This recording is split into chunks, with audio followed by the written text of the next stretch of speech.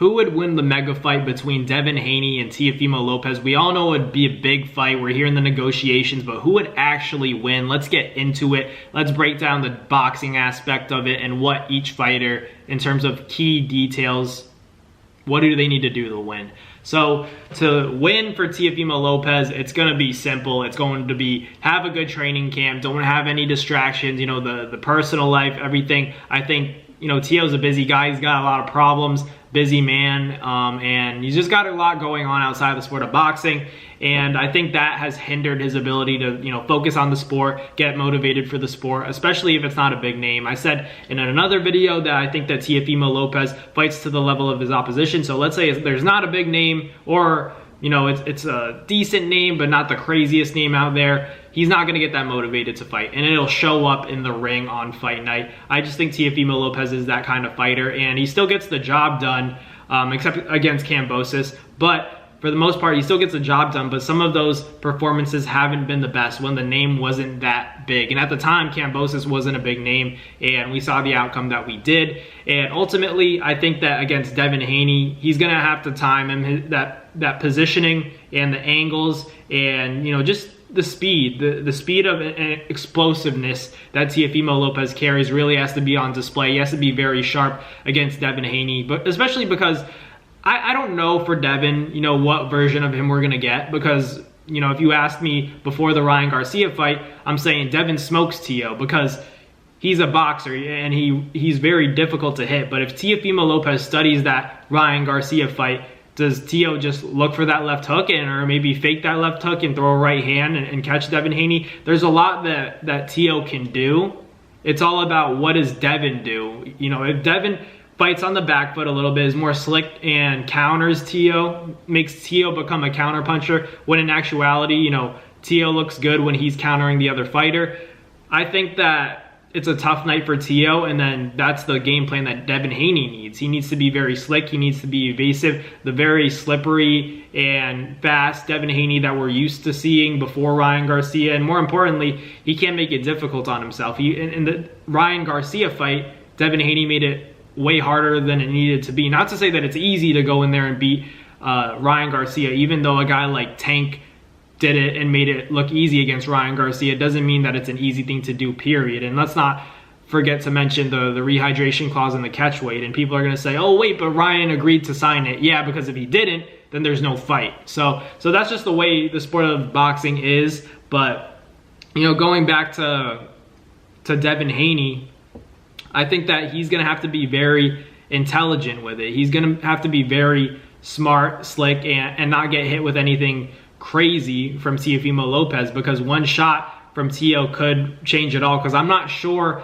about Devin Haney's punch resistance. Maybe it has to do with the weight cut or whatever, but when Devin gets hit clean with a shot, he can be hurt. And not only Ryan Garcia proved that, but, you know, Jorge Linares did as well. So it's very difficult because there's a lot of unknowns. We don't know. We haven't seen Teo in a little bit. We haven't seen Devin in a little bit. Devin's coming off a hellacious beatdown from Ryan Garcia, PEDs or not. You know, that was a big beatdown. So it's going to be very difficult for, you know, anybody to really predict exactly what we're going to see, because Devin coming back from this beatdown that he took from Ryan Garcia, I don't know how he's going to go in there against a puncher. You know, it's different when you kind of get your confidence back, you get your legs back under you in the sport of boxing, you fight a boxer, you outbox him, Devin Haney's feeling good, then he goes into a fight with, you know, Teofimo Lopez, and then he has all the confidence in the world. But if you're coming off, you know, he's not counting that as a win. Even if he says,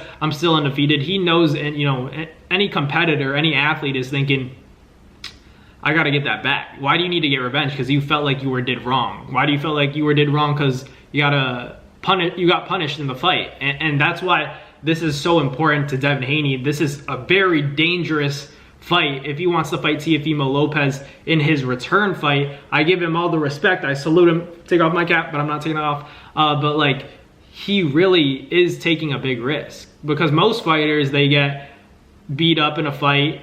You know, they lose a fight, take a lot of damage, take a lot of punishment. They come back in their return fight against more of a boxer, not someone that can hit really hard, or at least that's the logical thing to do. But Devin Haney and his father, if they want to go straight to the deep end and fight a guy like Teofimo Lopez, and Tio's going to get really motivated to train for this fight, as opposed to all these other guys who, you know, they just put, you know, small names in front of him and he doesn't get that excited and he underperforms, right? But I don't think that'll happen against Devin Haney, because you look at all the other people that, you know, that Teofimo has faced. Look at Lomachenko, Richard Comey, and obviously Richard Comey, Lomachenko, and Josh Taylor. I don't know why I forgot Josh Taylor, just because I haven't seen him fight in a while. But, you know, those names are big names, but ultimately Tio was able to handle those guys. Why? Because he was motivated. You know, it's not like he faced them consecutively, so we can't say Tio was like on a hot streak.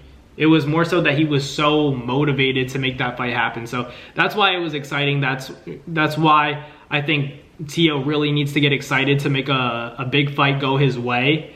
You know, that's just the way it is. I think he needs to get motivated and know that the person across from him is a worthy challenger. And I think he would really want to beat Devin Haney. That's a big name to his resume. And it would just be a good fight in general. I'm just surprised, you know, Devin and his dad are taking this fight as a get-back fight. But much respect, it is a dangerous fight to fight Teofimo Lopez, especially returning from a bad beatdown from Ryan Garcia. It's risky for Haney, but you know, much respect to him for taking this fight if it does go down. But let me know in the comments who you guys got winning that fight. I think it's all going to depend on the version of Devin Haney that we get. If we get a very gun-shy, or, you know, a Devin Haney that just goes in there and tries to slug it out, then it's game over. Tio wins that fight. But if we get a confident and rejuvenated Devin Haney, then I think that, you know, Devin could very well box his way to a unanimous decision. But let me know in the comments what you guys think. Thank you guys for watching. Like, comment, and subscribe. And I'll catch you guys in the next video. Peace. That's going to do it for another NASFight Media video, guys. Thank you guys so much for watching. It's been your boy, Matt Nabong, with another video. Hope you guys enjoyed it all. Thank you guys for the constant support. Salute to y'all always. It's been your boy.